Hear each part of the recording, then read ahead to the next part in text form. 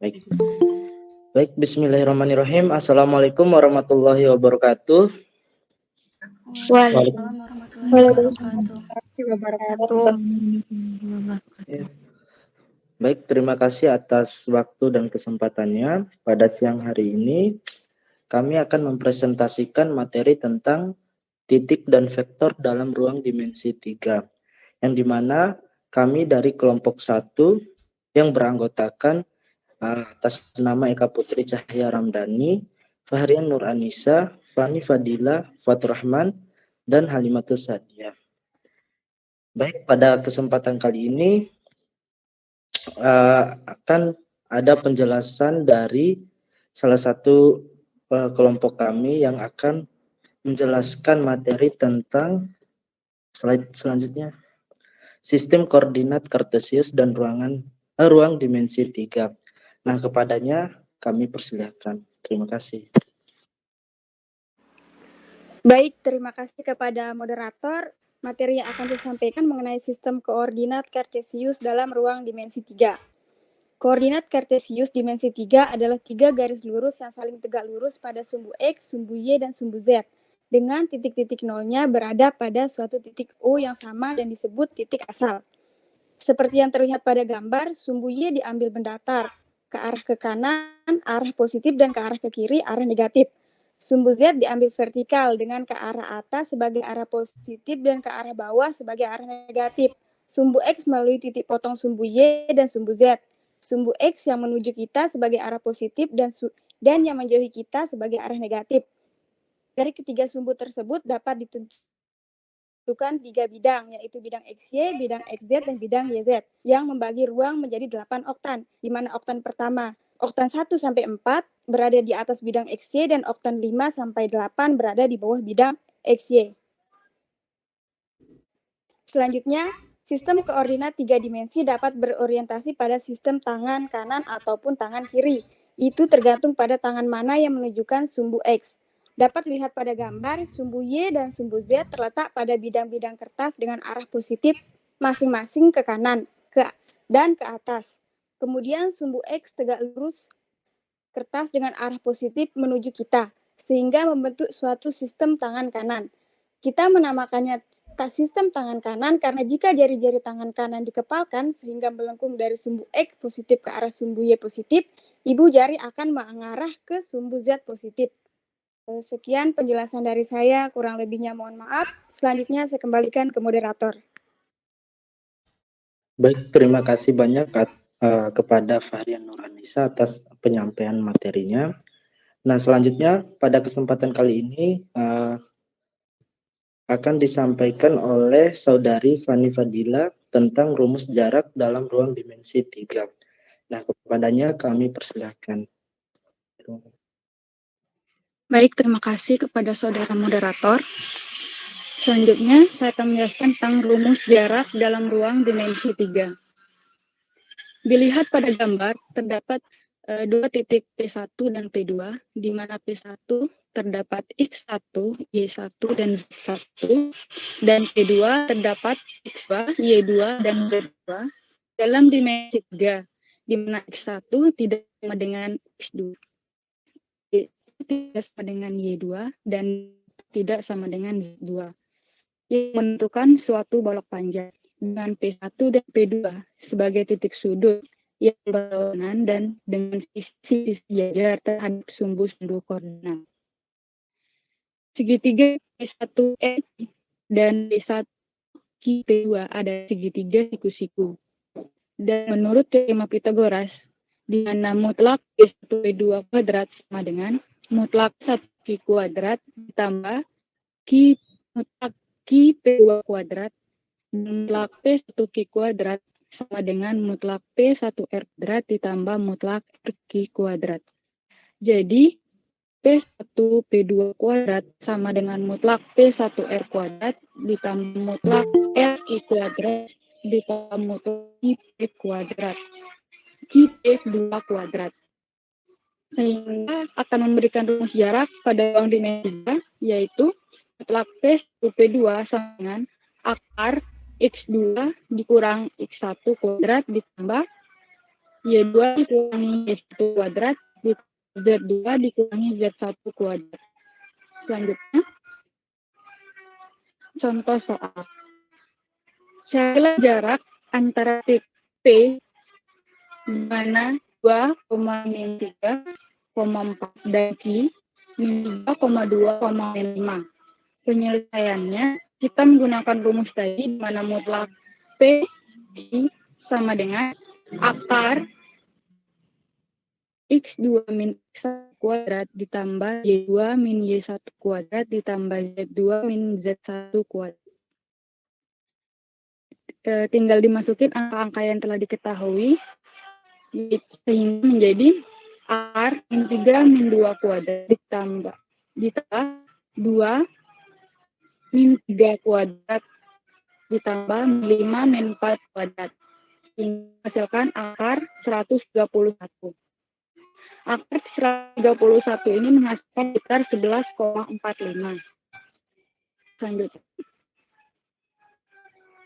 Selanjutnya, vektor dalam dua dimensi 3.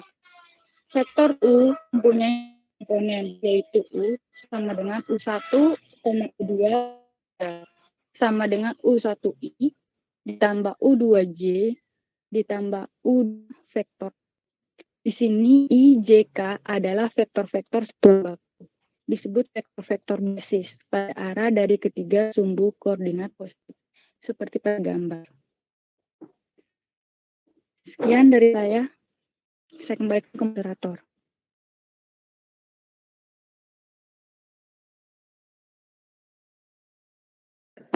Baik, terima kasih kepada Fani Fadila atas penyampaian materinya.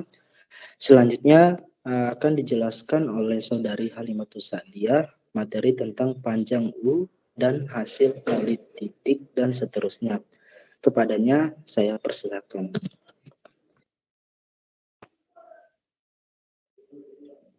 Selanjutnya saya akan menjelaskan bagaimana cara mencari panjang vektor U.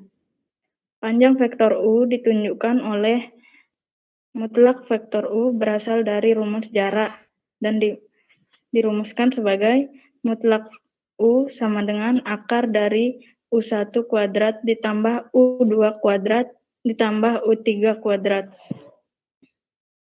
Di sini ada contoh soal. Tentukan panjang vektor U yang terdiri dari 2, 4, dan negatif 4. Penyelesaiannya diketahui U1-nya 2, U2-nya 4, dan U3-nya negatif 4. Mutlak U sama dengan akar dari 2 kuadrat ditambah 4, harusnya di sini 4 kuadrat. 4 kuadrat ditambah negatif 4 kuadrat. Hasilnya akar dari 36. Akar dari 36 sama dengan 6. Yang selanjutnya yaitu hasil kali titik. Hasil kali titik antara dua vektor didefinisikan sebagai hasil kali panjang atau norma kedua vektor dan kosinus sudut antara vektor tersebut. Nilai dari hasil kali titik adalah bilangan real.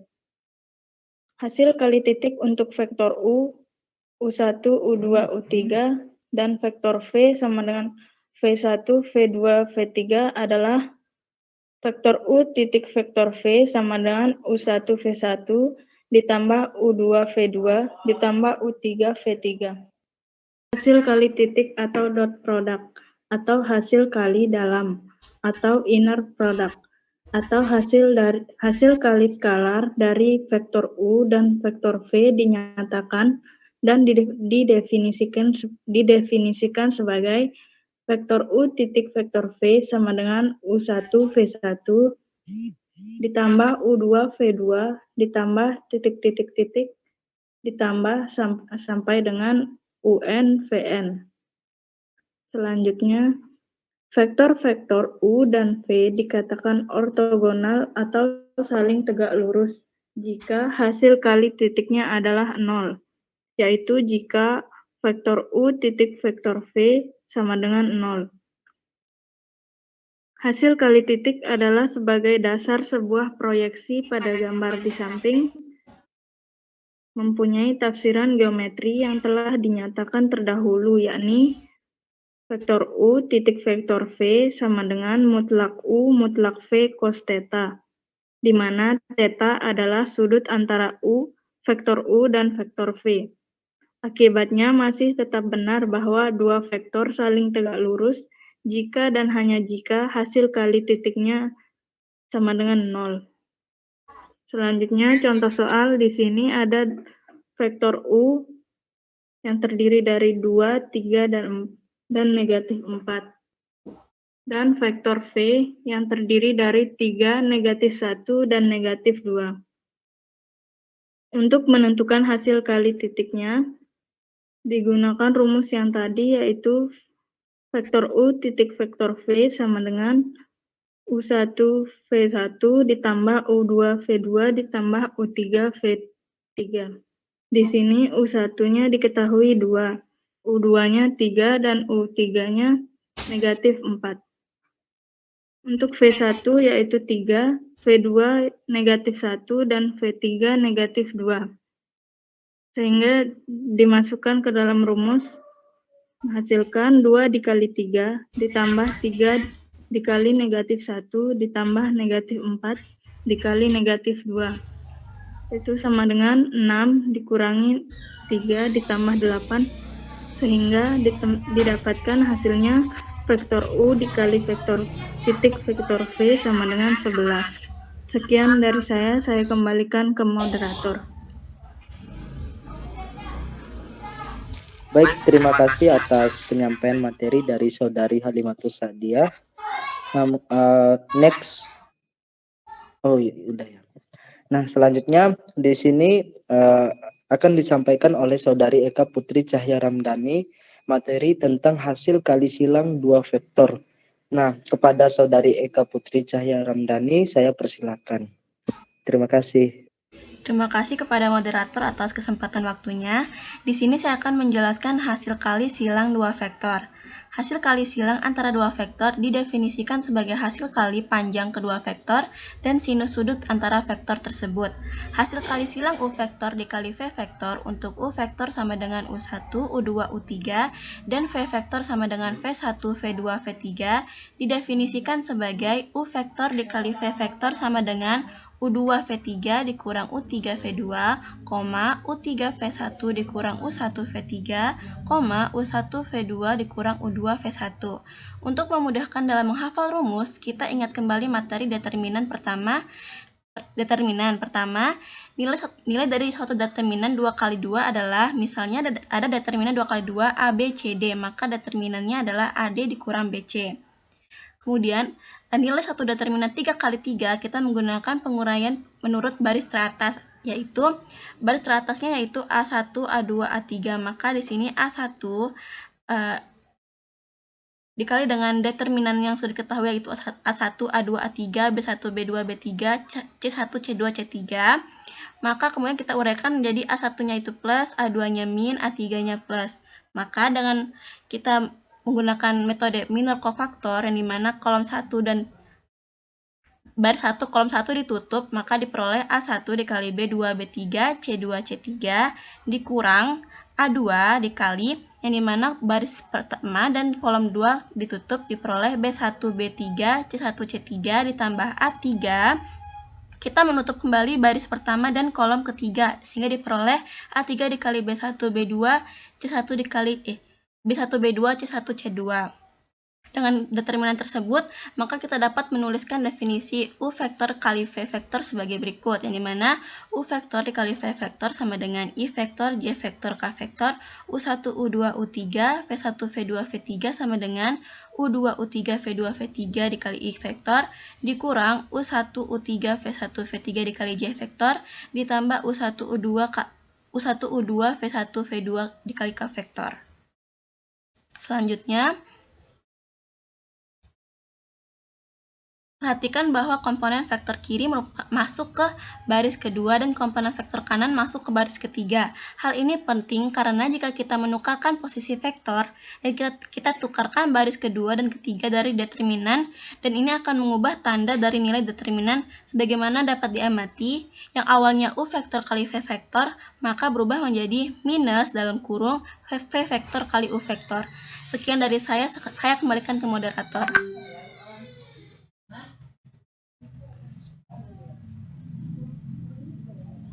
Baik, terima kasih saya ucapkan kepada Saudari Eka Putri Cahya Ramdhani atas penyampaian materinya. Nah, selanjutnya di sini akan disampaikan oleh saya sendiri mengenai contoh soal yang telah dipaparkan oleh Saudari Eka Putri Cahya Ramdhani, yang dimana materi sebelumnya telah dipaparkan. Nah, di sini saya akan menjelaskan dua contoh soal, yang dimana soal yang pertama yaitu tentukan U vektor dikali V vektor, di mana U vektor sama dengan 4I vektor ditambah 3J vektor ditambah 6K vektor, dan yang kedua V vektor sama dengan 2I vektor ditambah 5J vektor min 3K vektor, yang dimana dengan menggunakan baris yang pertama sebagai U vektor yaitu 4, 3, dan 6, dan yang kedua sebagai V vektor 2, 5, dan negatif 3. Untuk menghitung U vektor kali V vektor, maka dapat dilakukan dengan cara sebagai berikut. Yang dimana cara yang pertama yaitu sesuai dengan materi penjelasan oleh Saudari Eka Putri. Di sini kita akan menutup kolom, yang dimana untuk mendapatkan nilai dari I vektor, maka kita akan menutup kolom yang pertama, yaitu 4 dan 2.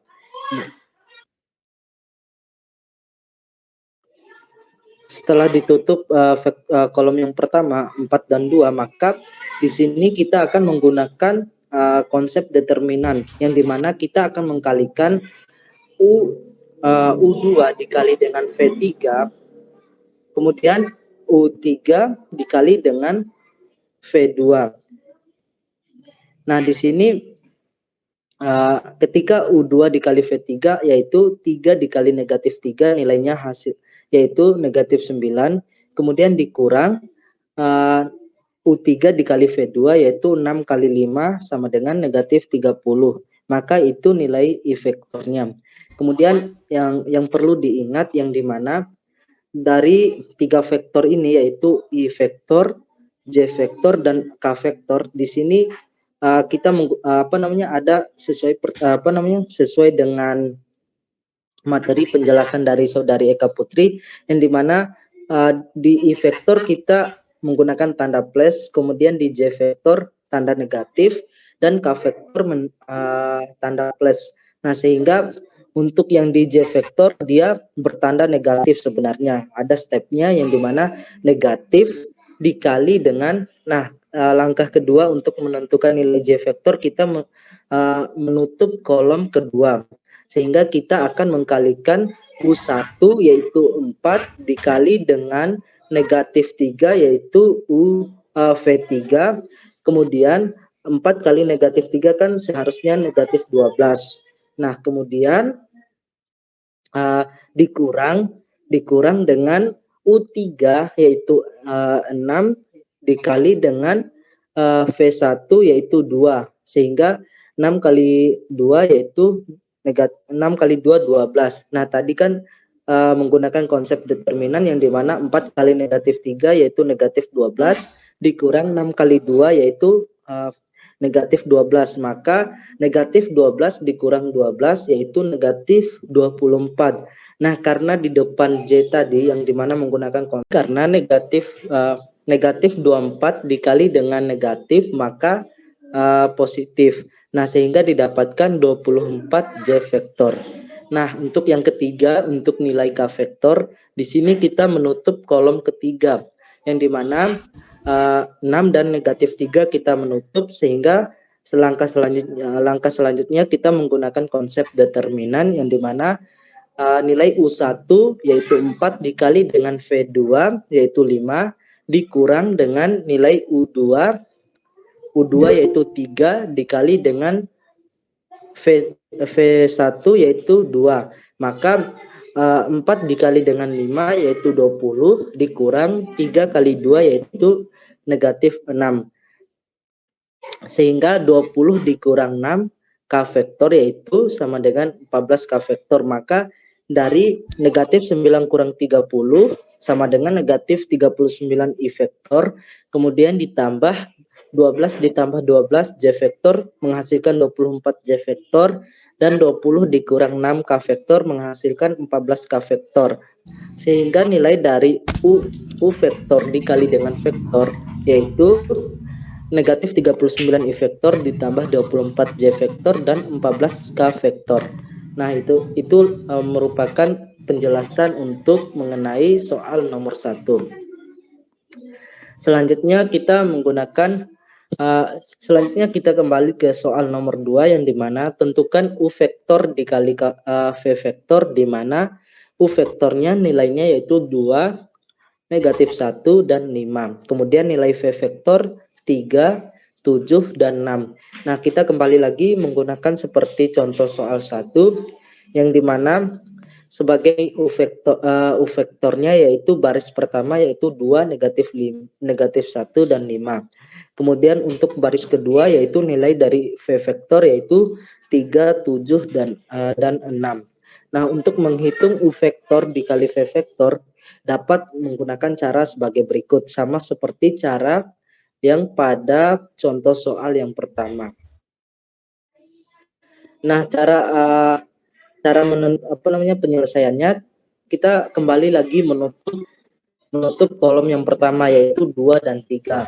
Sehingga U2 dikali V3 yaitu negatif 1 dikali 6 yaitu negatif 6 dikurang dengan U3 dikali dengan V2 yaitu 5 dikali dengan 7 yaitu negatif 30. 5 kali 7 yaitu 35. Nah, dengan menggunakan konsep determinan tadi yaitu di mana negatif 1 dikali 6 negatif 6 dikurang 3 kali 7 yaitu negatif 35.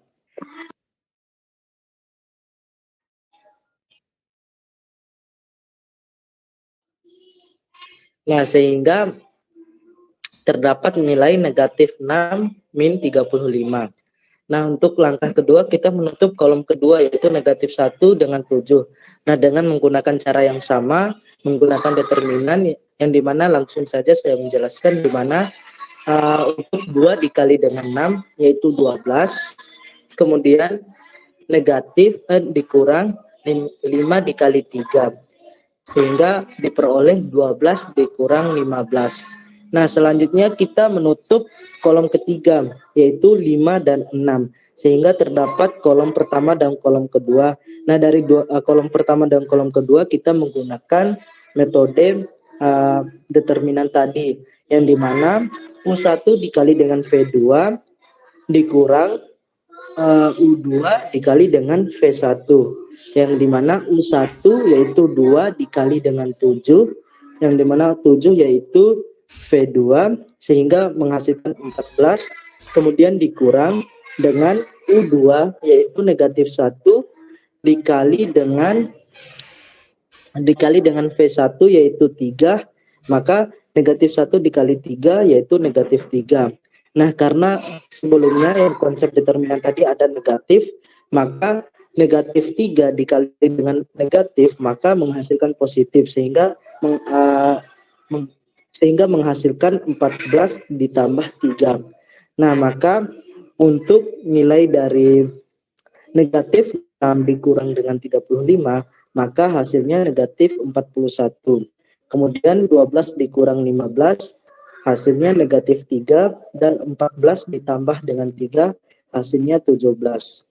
Nah, itulah merupakan contoh soal yang kedua, cara penyelesaian dari contoh soal yang kedua.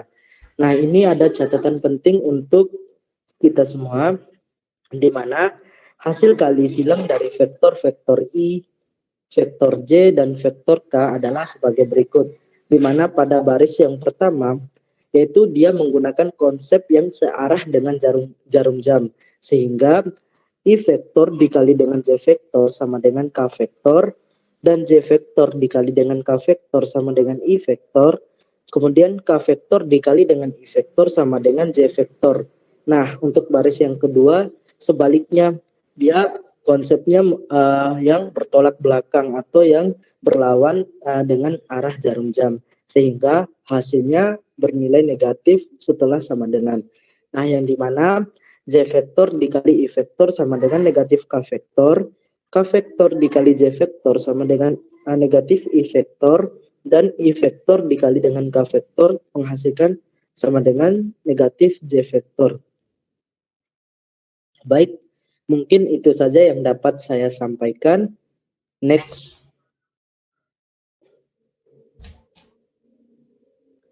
Oh ya, udah. Baik, terima kasih. Saya ucapkan kepada teman-teman pemateri, baik dari Saudari Fahrian Nuranisa, Fani Fadila, Halimatus Sadia, Eka Putri Cahya Ramdhani, dan saya sendiri mengucapkan di sini dari kelompok 1 sudah menjelaskan beberapa materi penyampaiannya. Nah, mungkin sebelumnya saya akan memberikan kesempatan kepada kelompok 6. Di sini kami kelompok 1 sebagai kelompok penyaji yang dimana akan telah menjelaskan beberapa materi sesuai dengan ruang lingkup kami. Kemudian di sini untuk kelompok 6 yaitu sebagai kelompok pembanding yang dimana sebagai kelompok yang akan memberikan tambahan saran atau kritikan untuk kelompok 1 sebagai kelompok penyaji. Nah, kami dari kelompok 1 akan memberikan kesempatan kepada kelompok 6 sebagai kelompok pembanding untuk memberikan kritikan, saran, atau sanggahan dan lain sebagainya yang berkaitan dengan materi yang telah kami sampaikan. Apabila ada materi yang belum jelas atau kalimat kami yang kurang jelas dalam proses penyampaian materi dan lain sebagainya kepada kelompok 6, saya sebagai moderator akan memberikan kesempatan. Untuk kelompok 6, saya persilakan. Terima kasih.